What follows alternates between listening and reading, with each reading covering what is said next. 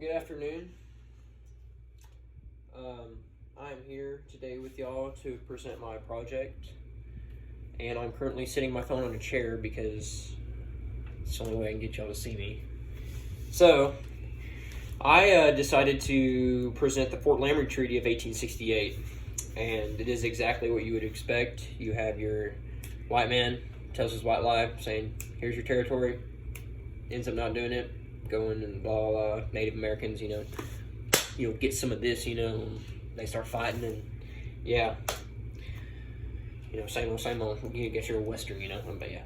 The treaty took place in Fort Laramie in the Black Hills of Dakota, which Dakota was a tribe of Indians, and they had resided in the Dakota Territory, which is, your modern day North and South Dakota. Yeah, and it took place in the Black Hills. I mean, Mount Rushmore is in the Black Hills, too, if y'all didn't know that. But, that's where it took place. The land belonged to the Sioux, the Dakota, the Lakota, the Nakota, and the Arapaho people. Had been there for thousands of years, way before white man, Cristo Colombo came over here. So that territory was their home, where they'd been.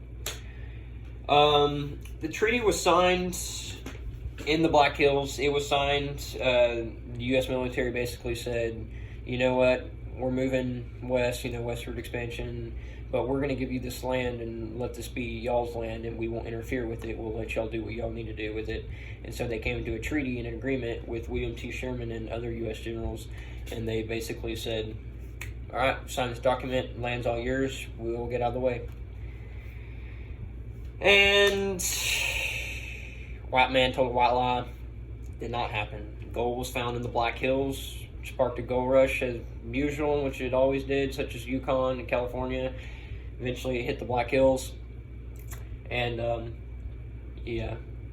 Indians did not like that. They got pissed. "What the hell y'all doing on my land?" And then you got some altercations going on. Trouble from the start. Once white man began to trespass on the Black Hills Reservation, the native tribes felt that they were stabbed in the back and immediately took offense to the U.S. government agent. Oh my gosh. As well as the U.S. military flooded the area and began to attack and assault native forces there. And one of our most famous battles is the Battle of Little Bighorn, which took place in 1876. To U.S. cavalry led by George Custer. You got that dude's got that, he's rocking that Fu Manchu, with his cowboy hat and horse and sword. Yeah, he was a famous Civil War general. That he was a cavalry general back in the Civil War. He was assigned by William T. Sherman to assault Indian. I don't know how you say it, but yeah, they went over there to take care of business, and he ended up dying. And the Indians actually, the Sioux and the Lakota, won that battle. And eventually, U.S. kept sending more troops, ended up winning that territory, and it hurt the Indians very bad.